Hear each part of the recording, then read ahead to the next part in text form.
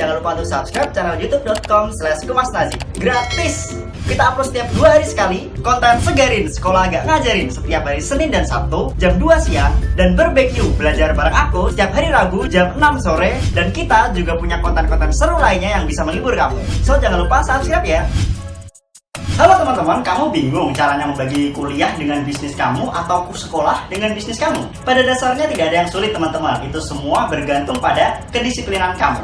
Kamu pengen tahu penjelasannya seperti apa? Simak video ini sampai selesai.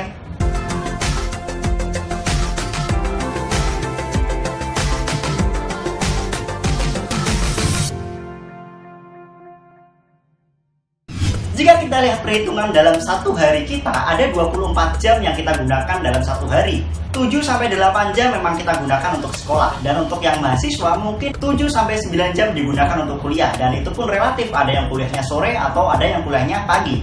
Tentu tidaklah 24 jam itu kita gunakan untuk satu kegiatan saja. Maka dari itu, membagi kuliah dan bisnis itu sangat-sangat possible dan sangat-sangat bisa. Yang tidak bisa, apakah kamu disiplin untuk dapat membaginya? Nah, untuk aku sendiri, aku selalu membagi waktuku dalam 3 bagian setiap 1 minggunya. Pertama adalah bagian untuk bersekolah ataupun berkuliah, yaitu 50%, termasuk dalam proses belajar di rumah ya, mengerjakan tugas dan sebagainya.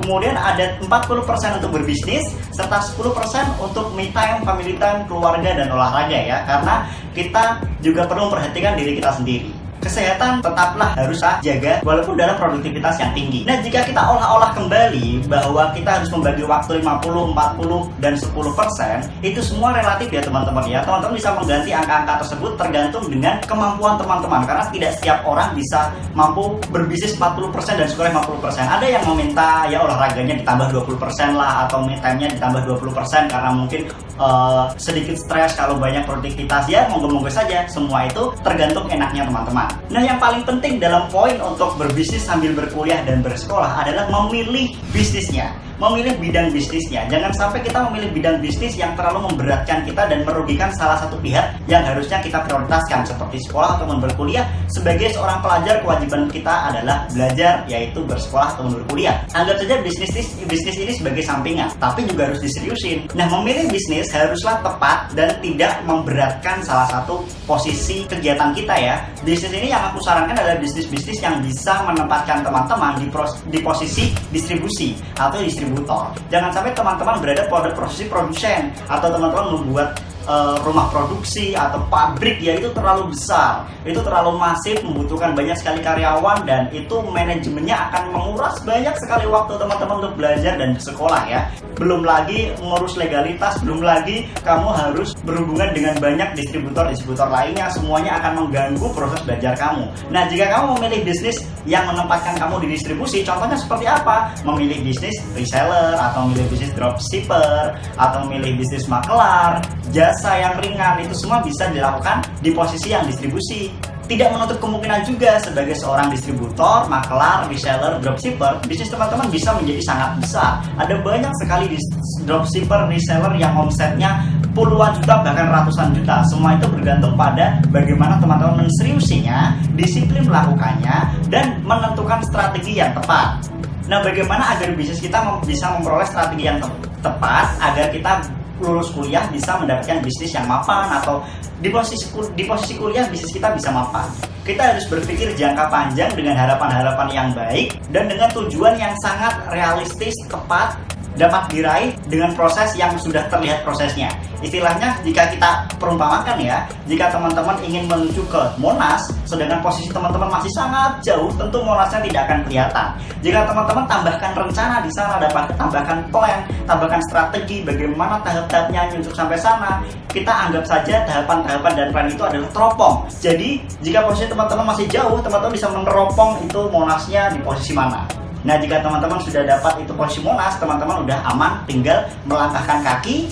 Langkah kaki teman-teman adalah tindakan-tindakan yang harus kita lakukan sebagai sebuah proses menuju ke Monas itu. Paham ya teman-teman ya? Jadi tidak ada alasan sebenarnya membagi waktu sekolah dan berbisnis itu sulit, harus dimatikan salah satunya, tidak ada. Karena konsepnya dalam berbisnis dan mindset entrepreneurship, kalau bisa dan sekolah dan berbisnis, kenapa harus atau sekolah atau berbisnis? Artinya kalau teman-teman pakai kata atau, mati lah salah satunya, sekolahnya atau bisnisnya yang dimatikan. Tapi teman-teman harus berpikir sekolah dan bisnis itu bisa, karena kita masih memiliki banyak waktu, tinggal bagaimana kita bisa membaginya dan kita bisa disiplin akan waktu yang telah kita bagi. Nah, kalau teman-teman pengen lihat, aku juga punya tabel produktivitas seperti ini yang selalu aku pasang di kamar aku, bagaimana aku membagi waktu antara belajar, sekolah, kuliah dengan berbisnis. Karena waktu berbisnis itu juga harus kita tentukan secara efisien. Kalau bisa meeting lewat Zoom, kenapa harus datang ke lokasi? Kalau misal bisa bernegosiasi melalui telepon, kenapa kita harus datang ke tempat kantornya dan sebagainya, kita bisa lakukan. Dan paling penting adalah pilihlah bisnis yang mudah, yang bisa dilaksanakan melalui daring, itu paling penting. Bisa melakukan bisnis kapanpun, dimanapun. Apalagi yang anak muda banget, teman-teman yang masih pelajar ataupun kuliah, jangan lupa pilihlah bisnis yang daring, yang online, yang mudah dilakukan, dan teman-teman paham bagaimana cara mengerjakannya. Jangan pilih bisnis yang terlalu masif, yang terlalu besar seperti produsen pabrik dan lain sebagainya.